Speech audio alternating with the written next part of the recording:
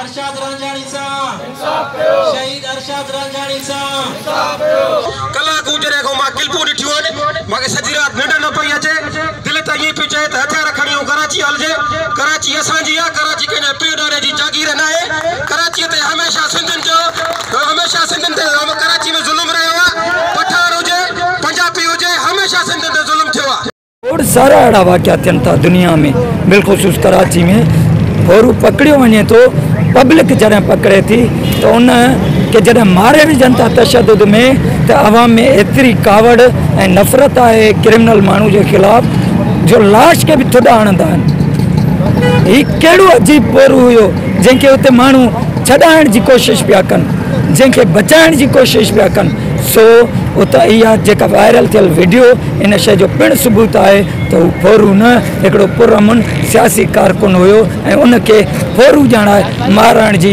हिकिड़ी कोशिशि कई वई। कराची खां कश्मीर ताईं सिविल सोसाइटी ऐं कॉपरस पार्टियुनि जो आवाज़ इरशाद रांझानी जे क़ातिल जे गिरफ़्तारीअ लाइ गूंजी उथियो जॾहिं त सिंध जे गादी वारे शहर में रहीम पठान ॾुआरी ॼाणाए सरेआम इरशाद रांझानी खे गोलियूं हणी शहीद कयो जंहिं ते सिंध हुकूमत नोटिस वरितो पर क़ातिल अञा बि आज़ादु आहे जेको सरासर शहीद जे खून सां नाइंसाफ़ी आहे जंहिं ते सिंध जे सान्यावंदनि मुख़्तलिफ़ मकतब फ़िक्र ऐं सहाफ़ियुनि वॾे अंग में पंहिंजो आवाज़ बुलंद कंदे अॼु रोडनि ते गॾु थिया उन्हनि जी दांह इहा आहे त शहीदनि जे खून सां इंसाफ़ करे क़ातिल खे सख़्त सज़ा ॾिनी वञे। उन सिलसिले में गवर्नर हाउस जे आॾो कॉमपर्स पार्टियुनि जे अॻुवाणनि ऐं सिविल सोसाइटी जे मेंबरनि वॾे तइदाद में इरशाद रांझानी जे क़ातिल यूसी चेयरमैन रहीम शाह जे गिरफ़्तारी समेत खेसि सख़्त खां सख़्त सज़ा ॾियण जे लाइ एहतिजाजी धरणो हयो वियो। मक़सूद शाह मौजूद आहे अचो त उनखां असीं पुछूं था त साईं जेको आहे तव्हांजो अॼु जेको एहतिजाज थियो हुयो उन जे लाइ कहिड़ो लाइ अमल जोड़ियो वियो अॻिते छा करिणो आहे उन जे लाइ? सभ खां पहिरियां त असांजो अॼोको जेको एहतिजाज हुयो जंहिंमें सिविल सोसाइटी मुख़्तलिफ़ कॉमपर्स तंज़ीमूं वकील सहाफ़ी मक़सदु इन खे मां चवां त सिंध जो आवाज़ सभु हिते जेको अॼु हिकिड़ी दांह खणी पहुता हुआसीं सिर्फ़ु हिकिड़ो मुतालबो खणी पहुता हुआसीं त कुझु ॾींहं पहिरियां भैंस कॉलोनी मोड़ ते बिन कासिम टाउन UC 5 जे चेयरमैन दहशतगर्द रहीम शाह जे हथां जेको असांजो GSN तहरीक कराची डिवीज़न जो सदर इरशाद रांझानी बेदर्दीअ सां मारियो वियो जंहिंखे मारे ड्रामाई अंदाज़ सां मारे ऐं हुनखे फोरू ॼाणाइण जी कोशिशि कई वई उन जे खून सां इंसाफ़ जे लाइ उन जे क़ातिलनि जी गिरफ़्तारीअ जे लाइ उन जा क़ातिल रहीम शाह ऐं SHO शाह लतीफ़ टाउन जी गिरफ़्तारीअ जी घुर खणी अॼु असां हिते गवर्नर हाउस जे अॻियां हिकिड़ो पुरअमन एहतिजाजी धरणो ॾिनो हुयोसीं। असांजो हिकिड़ो ई मुतालबो आहे त सफ़ा क़ातिलनि खे गिरफ़्तार करे उन्हनि जे मथां क़त्ल जी FIR 80C 780 उन्हनि जे मथां लागू करे दहशतगर्दी जी कोर्टुनि में उन्हनि केस हलाए उन्हनि खे सख़्त खां सख़्त सज़ा ॾेई ऐं शहीद जे खून सां इंसाफ़ कयो वञे। अञा ताईं दहशतगर्द गिरफ़्तार न थी सघनि जी छा वजह आहे सर? असां सम्झूं था त CM सिंध जे ऐलान जे बावजूदु दहशतगर्द क़ातिल गिरफ़्तार न थी सघियो आहे। इन शइ खे तव्हां बि बख़ूबी ॼाणो था त उहो केॾो ताक़तवर हूंदो हुन जी ताक़त जो अंदाज़ो असां इलाइक़े वासियुनि खे अॻुवाट आहे पर अॼु जॾहिं हुन जी हिकिड़ी खुली बदमाशी दहशतगर्दी खुली सभिनी जे साम्हूं अची चुकी आहे त उन जी ताक़त जो अंदाज़ो तव्हां हणी सघो था त CM जे वज़ीर आला ऐलान करे तो उन जी गिरफ़्तारी जे लाइ पुलिस बजाए उनखे गिरफ़्तार करण जे लाइ हींअर बि तव्हां हलो त हुन जे घर ते 5 पुलिस मोबाइलूं तइनात आहिनि जेके उनखे प्रोटेक्शन पयूं ॾियनि। सो असां चाहियूं था त इन जे पोयां जेके बि खुफ़िया ताक़तूं हिन जूं साथारी बणियल आहिनि उन्हनि ते बि तहक़ीक़ थियणु घुरिजे ऐं इरशाद रांझानी जे क़त्ल जी बि तहक़ीक़ थियणु घुरिजे त हिन जे पोयां कहिड़ा हथ हुया, हीउ त मोहरो हुयो सिर्फ़ु, हिन जे पोयां कहिड़ा हथ हुया उनजी बि तहक़ीक़ थियणु घुरिजे। खोड़ सारा अहिड़ा वाक़िया थियनि था दुनिया में, बिलख़ुसूस कराची में। भोरू पकड़ियो वञे थो, पब्लिक जॾहिं पकड़े थी त उन खे जॾहिं मारे विझनि था तशद्दुद में, त अवाम में एतिरी कावड़ ऐं नफ़रत आहे क्रिमिनल माण्हू जे ख़िलाफ़ जो लाश खे बि थुॾा हणंदा आहिनि। हीउ कहिड़ो अजीब पोरू हुयो जंहिंखे उते माण्हू छॾाइण जी कोशिशि पिया कनि, जंहिंखे बचाइण जी कोशिशि पिया कनि। सो उतां इहा जेका वायरल थियल वीडियो इन शइ जो पिणु सबूत आहे त हू फोरू न हिकिड़ो पुरअमन सियासी कारकुन हुयो ऐं उनखे फोरू ॼाणाए मारण जी हिकिड़ी कोशिशि कई वई आहे। अॻिते तव्हांजो छा अमल आहे जेकॾहिं इहो कातिल गिरफ़्तार न थियो त? अॻिते जेसि ताईं इहो कातिल गिरफ़्तार थी सज़ा ताईं नथो पहुचे, ही असांजा पुरअमन एहतजाज जारी रहंदा। उहे न रुगो कराची जे रोडनि ते पर सिंध जे हर रोड ते, हर गली में ही एहतजाज हूंदा ऐं जेके बि ॿाहिरि सिंधी रहनि था उहे बि असां सां, हर मकतब फ़िक्र जो माण्हू असां सां गॾु बीठल आहे। जेसीं शहीद इरशाद रांझाणी जे खून सां इंसाफ़ न थींदो तेसीं ताईं असां ख़ामोश न वेहंदासीं, इहे जदोजहद जारी रहंदी।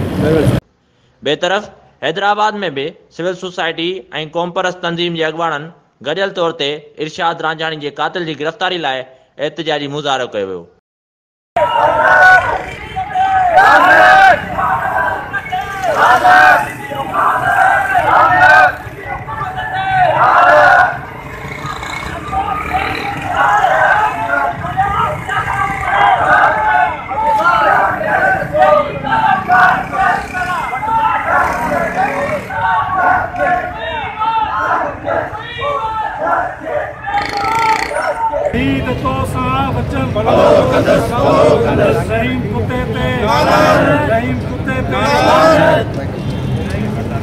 शहीद इरशाद रांझाणी ये कातिलनि ते, शहीद इरशाद रांझाणी ये कातिलनि ते।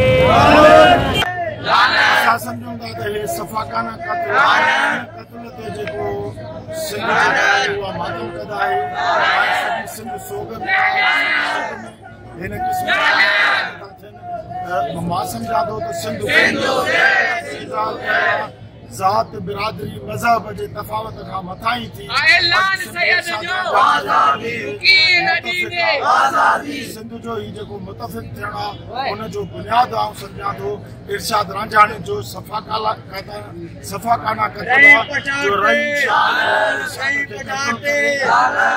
वीडियो सबूत ईंदो, हुन पाण इक़रार बयान कयो आहे। उनजे बावजूद जेकॾहिं हू गिरफ़्तार नाहे थियो या इरशाद रांझाणी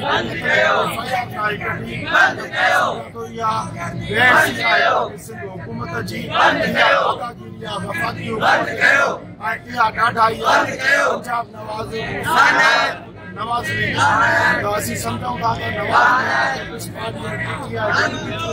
हिन क़त्ल जे मामले ते ज़ालिम सां गॾु आहिनि, कातिल सां गॾु आहिनि, राज़िम सां गॾु आहिनि।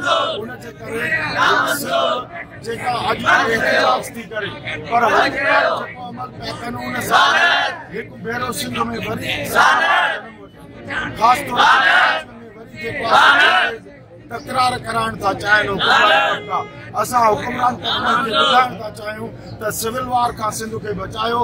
जेकॾहिं सिंध सिविल वार ते वई त उहा हूंदी पर उहा अदर ॾिसो असीं जेको आहे सो हुनजी खुलेआम गुंडागर्दी चऊं था या इंसानियत जी लताड़ चऊं था त जेको हुनखे सरेआम विच रोड ते गोलियूं हयूं वयूं आहिनि, जॾहिं खां हू ज़ख़्मी तड़पंदो रहे थो। हुनजी कल्ह हिकिड़ी तस्वीर वायरल थी आहे जंहिंमें हू बाहूं ॿधे थो त मूंखे जेको आहे सो पहिरियां ई हुन खणाए वञो, उनजे बाद बि हू हुते वीडियो बंदि कराए थो ऐं उन ज़ख़्मी खे जेको आहे सो इस्पताल खणी वञणु नथो ॾिए। सो असीं चऊं था त हीअ असां हिकिड़े इंसानियत जी बि लताड़ थी आहे ऐं असांजो पुरज़ोर अपील आहे CM सिंध खां त अमल बिल जेको तव्हां मंज़ूर कयो आहे हफ़्तो अॻु ई उन ते बि अमल न थी सघियो। शायदि DIG खे SHO खे SP खे इहा ख़बर न हुई त सिंध असेंबली मां अमल बिल मंज़ूर थियो आहे, उन ते असांखे कमु करिणो आहे।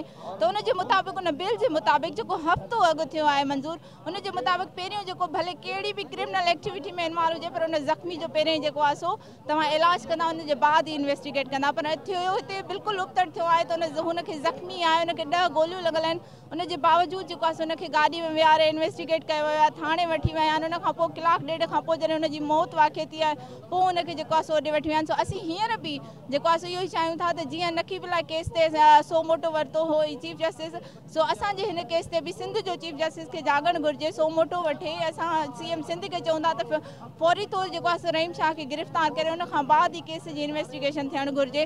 सो हू हिकिड़ो मासूम आहे, हुनजा 2 ॿार आहिनि नंढड़ा जेके 8 सालनि जा 5 सालनि जा 6 सालनि जा ॿार आहिनि। हुनजी फैमिली सां इंसाफ़ कयो वञे। हुनजी माउ जी जेका डिमांड आहे, कल्ह तव्हां ॾिठो हूंदो त हू चए थी त खून जो बदिलो खून हुजे, पर असीं चऊं था इंसाफ़ थिए। को बि भाई इरशाद रांझाणी को बि डकैत न हुयो, हू हिकु क़ौमी तहरीक सां हुनजो तालुक़ु हुयो। उन सां जेको आहे हुनजे खून सां इंसाफ़ कयो वञे, हुनजे फैमिली सां इंसाफ़ कयो वञे। अदरवाइज़ सिंध सरापा एहतजाज आहे। जेकॾहिं असांजे हिन एहतजाज जो को रद्द अमल सिंध गवर्नमेंट नथी ॾिए त हिन खां एहतजाज जा दायरा वधाया वेंदा। ऐं हिते ॻाल्हि कंदसि अयाज़ लतीफ़ अली जो जेका काल ॾिनी आहे एहतजाजनि जी, हुनजी बि पूरी सिंध खे हिमायत करणु घुरिजे। या जेको आहे सो शारा फैसल ते 11 तारीख़ ते जेको कैंप लॻण वारी आहे उन में बि सिंध खे सरापा एहतजाज थियणु घुरिजे। उन में बि सभिनी खे शिरकत जी अपील कंदसि सभई गॾु थी करे हिकु हुजण जो सबूत ॾियो, जीअं सुभाणे ॿियो को इरशाद हिन वाक़िए में न अची वञे। असां चऊं था त साईं हीउ जेको खून थियो आहे हीउ त सॼी दुनिया ॾिठो आहे। हीउ खुलम खुला हिकिड़ी सिंधियुनि जे ख़िलाफ़ु हिकिड़ी दहशतगर्दी आहे। सम्झो लैंड माफ़िया जी, सरमाएदारनि जी, जागीरदारनि जी, वॾेरनि जी, हुक्मराननि जी, इहे सभु पाण में मिलनि। जेकॾहिं असां अञा बि पाण में हिकु न थियासीं, सिंधी क़ौम मुतहिद न थी त असांखे हीउ हिकु हिकु करे ईअं ई रोडनि ते मारे छॾींदा। असां तंहिं करे सिंध गवर्नमेंट खां मुतालबो करण त अॼु आयो आहे। असां सनदी वारनि खां मुतालबो था कयूं जेके हिन मुल्क खे हलाइनि था, त महिरबानी करे सिंधियुनि जो क़त्लेआम बंदि कयो। जेकॾहिं हीअ क़त्लेआम न रोकियो वियो त असां हीउ एहतजाज सॼी सिंध में फैलायो वेंदो, सॼे मुल्क में फैलायो वेंदो। हीअ सॼा पाण में इहो अलीम आदिल शेख, इहो चीफ जस्टिस, इहो वज़ीर आला सिंध ऐं साईं जन खे चवां सभु पाण मिलनि। इहो पुलिस सभु कंहिंखे बि जॾहिं को ज़ख़्म पहुचंदो आहे या इहो पुलिस जो राइट आहे या किथे बि तशदुद थींदो आहे त पहिरीं हुनखे फर्स्ट एड ॾिनो वञे। पर इन्हनि जेको आहे पुलिस बि जेको आहे रियासत सां मिलियल आहे। इन्हनि छा कयो आहे, असांजे जेको भाउ जेको सिंधी हुयो उनखे पहिरीं थाणे ते खणी विया आहिनि, हुनजी एंट्री कई आहे। ऐं हू शरीफ़ ऐं पुरअमन सिंधी हो ऐं उनखे दहशतगर्द जो नालो ॾिनो। हालांकि उनखे न को हॉस्पिटल वठी आहे न को ॿियो। ऐं इहो पुलिस बि उन हरामी माण्हुनि सां मिलियल आहे। हिनखे खणी विया आहिनि थाणे ते, एंट्री कई आहे ऐं उन खां बावजूदि उन्हनि दम ॾिनो आहे। ऐं हिन में जेको आहे वॾे में वॾी ॾोहारी त हिन असांजी नायल सिंध गवर्नमेंट जी जेका पुलिस आहे, इन जो वॾे में ॾोह आहे, उनजो साम्हूं खून थियो आहे। ऐं ॿिए पासे इरशाद रांझाणी जे भाउ सां PTI सिंध जे अॻवान हलीम आदिल शेख ऐं फंक्शनल लीग अॻवान नुसरत सहर अब्बासी तॾहिं ते पहुची ताज़त कई ऐं कातिल जी गिरफ़्तारी लाइ यकीन ध्यानी गोली की हिस्ट्री गुल्लू भट्ट से शुरू होकर रहीम शाह तक आती है, तो मेरा ख्याल है सब सपोर्ट करेंगे। सोशल मीडिया पर ये मामला वायरल हो रहा है कि आपके उनके साथ पुराने ताल्लुकात रहे, आपके साथ जो है वो जोड़ा जा रहा है, इसके पीछे क्या कहानी? मुझे अफसोस हो रहा है इस पे। देखिए आज से 20 साल पहले, 20 साल में तो पता नहीं पुलों से बहुत पानी गुजर जाता है। 20 साल पहले 97 से 99 तक हम एक पार्टी में थे, उस वक्त चेयरमैन नहीं था। उसके बाद हमारी मैं क्यू लीग में चला गया था, अब PTI में हूँ। और जो तस्वीर है, देखिए तस्वीर में इस वक्त फातिहा पे आया हूँ ना, यहाँ फातिहा पे कोई भी बैठा हो सकता है। हम सौरभ सियासी आदमी है ना, ये चेयरमैन है, शादी में इकट्ठे हो सकते हैं, फातिहा पे इकट्ठे हो सकते हैं, किसी सामाजिक प्रोग्राम में इकट्ठे हो सकते हैं। तो तस्वीर तो बहुत सारे लोगों की बहुत सारे लोगों के साथ है, बहुत सारे लोगों की उनकी पार्टी के लोगों के साथ है। तो ये सोशल मीडिया पे लाजिम बात है, लोग सियासत में लोग मौका ढूंढा करते हैं। हलीम आदिल शेख इशू ये है, हलीम आदिल शेख हर मौके पे पहुंचता है, हलीम आदिल शेख हर जगह पहुंचता है, हलीम आदिल शेख कांचों में आता है, धर में आता है, मुश्किल में आता है, मुसीबत में आता है, पूरा जवाब दे दूं। चूंकि चल रहा है ना कल से, अल्हम्दुलिल्लाह मैंने 3 दिन पहले इनसे परसों रात राब्ता किया था। खालिद साहब से मौजूद है, ये मौजूद है दोनों भाई इनके, कल भी राब्ता हुआ अल्हम्दुलिल्लाह। एक तस्वीर आ जाना कुछ नहीं होता, तस्वीर तो बहुत सारे उज़ैर बलोच के साथ ही बहुत सारे लोगों के साथ है, लेकिन मैं कहता हूँ ये इंसानी इशू है, हम इसमें साथ हैं। Voice of Sindh TV London के वर्ल्ड सिंधी कांग्रेस जे मरकज़ी अॻवान डॉक्टर हिदायत भुट्टो पारां इरशाद रांझाणी जे बेरहमाने क़त्ल बाबति मोकिलियल हिकु ख़ुसूसी पैगाम। इरशाद रांझाणी जो क़त्ल जेको हिकु क़ौमी कारकुन हुयो, उन जो क़त्ल ऐं उन जी जेकी वीडियो असां ॾिठीसीं, उहा लिंग काॾारींदड़ वीडियो आहे, जंहिं मज़ा लॻे थो त इहो रुगो क़त्ल हिकिड़े क़ौमी कारकुन जो न, पर सॼी इंसान ज़ात जो थियो आहे। ऐं सॼी इंसान ज़ात खे शर्म खां उन जो कंधु झुकी वञणु खपे, जो हू मज़लूम हिकिड़े ज़ालिम जे गोलियुनि जो शिकार थिए थो, उन खां पोइ हू तड़पे थो पियो रोड ते त हुनखे केरु जेको आहे सो खणी वञण लाइ तयारु न आहे ऐं हुनखे जेको आहे सो दहशतगर्द जेके आहिनि से उहे यरगमाल कयो, हुनखे इलाज जी सहूलियत बि मुहैया नथा कनि ऐं नई जेके असां हुनखे अस्पताल खणी वञनि था। अहिड़ा लिंग कांडारींदड़ वीडियोज़ ॾिसी सॼी इंसानियत जो कंधु शर्म खां झुकी थो वञे। इहो कमु सिंध जे क़ौमी कारकुननि जे ख़िलाफ़ थिए थो। कराची जेको सिंध जी राजधानी आहे, सिंध जी दिलि आहे, उन हर्ट जे अंदरि, उन दिलि जे अंदरि सिंधी माण्हुनि सां इहा वैसाघाती थिए थी, इहो ज़ुल्म थिए थो, इहो जबर थिए थो। असीं वर्ल्ड सिंधी कांग्रेस वारा सम्झूं था त इहो जबर, इहो ज़ुल्म उन जे करे थो थिए त जीअं सिंध खे वधीक ग़ुलाम ऐं महकूम करे सघिजे ऐं सिंधी जे क़ौमी कारकुननि में हिरासमेंट ऐं ॾहका पैदा कजे।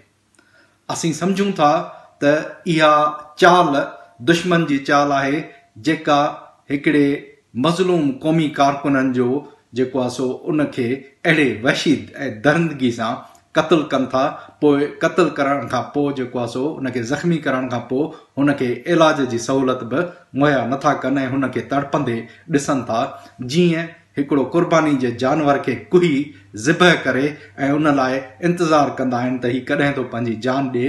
अहिड़े तरीक़े सां जानवरनि वांगुरु जेको आहे सो सिंध जे क़ौमी कारकुननि खे कराची जे रोडनि ते ही दहशतगर्द, ही तालिबान ऐं उन्हनि जा साथी ऐं उहे जेके आहिनि से सिंधी माण्हुनि खे ईअं कुहनि था पिया।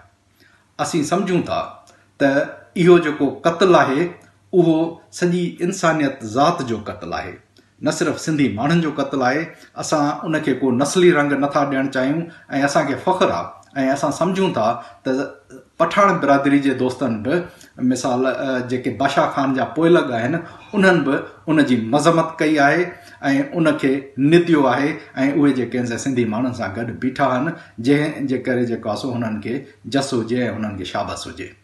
त ही जेको क़त्ल आहे उन जे पुठियां असीं सम्झूं था त रियासती दहशतगर्दी आहे, इन जे पुठियां वर्दी पोश गुंडा आहिनि ऐं सिंध जा हुकुमरान जेके पीपल्स पार्टी वारा आहिनि, उहो जेको आहे सो सिंध जो वज़ीर आला चए थो त मां हिन कातिल खे जेको आहे सो गिरफ़्तार ॾिसण थो चाहियां। उन क़त्ल कयो आहे ऐं कातिल जेको आहे सो अॼु ॾींहं ताईं आज़ादु आहे। उन्हनि मंझां हुननि जी बेवसी ज़ाहिर थी थिए त हू केतिरा बेवस आहिनि, केतिरा निंदकणा आहिनि ऐं हुननि खे सिंधी माण्हुनि सां गॾु बीहणु खपे, दुश्मन सां गॾु न बीहणु खपे। दुश्मन जी जेकी असां उहा यलगार जो हिसो न थियणु खपे। ऐं हीअ जेके सिंध जा क़ौमी कारकुन आहिनि जेके आहिनि से रोज़ जेके आहिनि से जबरी तौर ते गुम था थियनि, जबरी तौर ते खंभिया था वञनि, उन्हनि जे लाइ टार्चर सेल जेके आहिनि से खुलिया पिया आहिनि, उहे जेके आहिनि से अज़ाबनि जी ज़िंदगी गुज़ारनि था। रोज़ उन्हनि जूं न्याणियूं जेके आहिनि से फुटपाथुनि ते ऐं प्रेस क्लबुनि ते बि एहतजाज कनि थियूं त दुश्मन जी इहा जेकी असां चाल आहे, असीं सम्झूं था त दुश्मन जी चाल त पंहिंजी जॻह ते हूंदी, उन्हनि जो जेको ख़ौफ़ जेको सिंधी माण्हुनि में पैदा करण जी कोशिशि कनि था, उहो ख़ौफ़ असांखे उन ख़ौफ़ खे टोड़णो आहे। ऐं हाणे जेके असां साईं GM सैयद जी सालगिरह ते जेको हुननि ख़ौफ़ ऐं हिरासमेंट पैदा करण जी कोशिशि कई, उन्हनि खे सिंधी माण्हुनि थुॾे छॾियो ऐं उन जे हिरासमेंट जे बावजूदि बि जेके आहिनि हज़ारनि लखनि जे तइदाद में जेके आहिनि सिंधी माण्हू पहुचनि था। ही क़ौमी कारकुन लतीफ़ जा पतंग आहिनि। जीअं लतीफ़ चयो त पतंगनि पह कयो, मड़िया मथे मच, पसी लहस न लुछिया, सड़िया मथे सच, संधा गिचन गच, वेचारनि विञाया। त लतीफ़ जा ही पोइलॻ ऐं साईं GM सैयद जा ही पोइलॻ जेके सिंध जी आज़ादी जो ख़्वाबु पंहिंजनि अखियुनि में सांढे जेके असां जदोजहद कनि था, उन्हनि जे ख़्वाब खे असां सिंधी माण्हुनि खे वधीक मज़बूत करणु खपे, उन्हनि सां गॾु बीहणु खपे ऐं उन दुश्मन जी चाल जेकी असां हू जेको असां में ख़ौफ़ पैदा करण जी कोशिशि कनि था, असां में ॾहका पैदा करण जी कोशिशि कनि था, असांखे ड्रिॼारणु चाहिनि था, उन ख़ौफ़ खे असांखे शिकस्त ॾियणी आहे।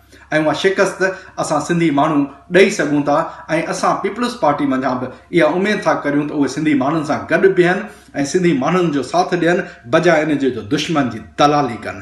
अहिड़ा दलाल जेके आहिनि 4 ॾींहं त हुकुमरानी करे सघनि था, पर घणो वक़्तु जेके आहिनि जटा नथा करे सघनि। जीअं कंहिं शाइर चयो आहे त कॾहिं 4 ॾींहं हिते चने सरब हो, कॾहिं मीर सादिक मीर जाफ़र बि हो, कॾहिं जान तो मां बि वेंदी छुटी, रात वेंदी खुटी बाख वेंदी फुटी, रात वेंदी खुटी बाख वेंदी फुटी।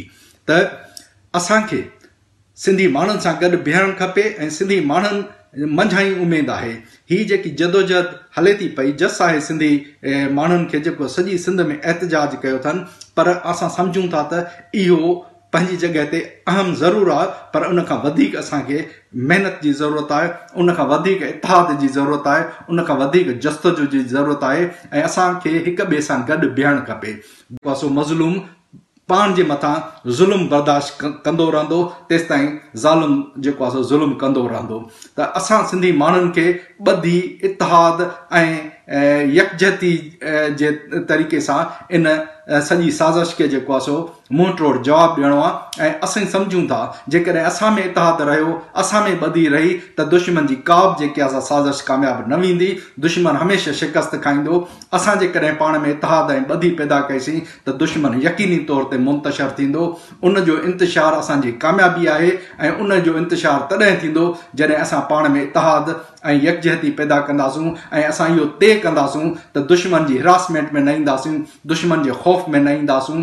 ऐं असां जॾहिं ॿधी करणु सिखी वरितीसीं, उन वक़्तु जेको आहे दुश्मन असांजे मथां ज़ुल्म बंदि कंदो, जबर बंदि कंदो ऐं असांजी ॿधी जेकी आहे दुश्मन खे शिकस्त ॾेई सघे थी। ऐं असांखे पाण में ॿधी एकता ऐं इतिहाद पैदा करणु खपे ऐं जदोजहद में अॻु खां अॻु भरो थियणु खपे त जीअं असां दुश्मन जी साज़िशनि जो मुक़ाबिलो करे सघूं। त असां वर्ल्ड सिंधी कांग्रेस जा दोस्त जेके आहिनि इंटरनेशनल प्लेटफॉर्म ते इन मसइले खे भरपूर तरीक़े सां खणंदासूं, यूनाइटेड नेशंस में ॿियनि जेके आहिनि इंसानी हक़नि जे इदारनि जे अॻियां, त ही जेकी जबरी वहशत थिए थी पई ऐं इन जे पुठियां असीं सम्झूं था त हर दहशतगर्दी जे पुठियां वर्दी हूंदी आहे। जीअं इहो नारो मशहूरु थियो आहे त ये जो दहशतगर्दी है इसके पीछे वर्दी है, त हिननि जे पुठियां जेकी असां वर्दी आहे, जेकी असां सिंध जा हुकुमरान हुन जे अॻियां बेवस आहिनि। सिंध जो हुकुमरान ऐलान थो करे त कातल खे गिरफ़्तार कयो, सरेआम हुन क़तल कयो आहे, पर सिंध जा हुकुमरान बेवस आहिनि,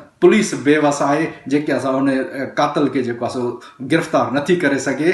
त असां जेकॾहिं ॿधी ऐं इतिहाद कयोसीं त अहिड़ा कातल जेके आहिनि असांजे धरती खां भॼंदे देरि न कंदा। ऐं असां सम्झूं था त असांजो इतिहाद, असांजी ॿधी, असांजी यकजहती जेके असां दुश्मन खे ज़रूरु शिकस्त ॾींदी।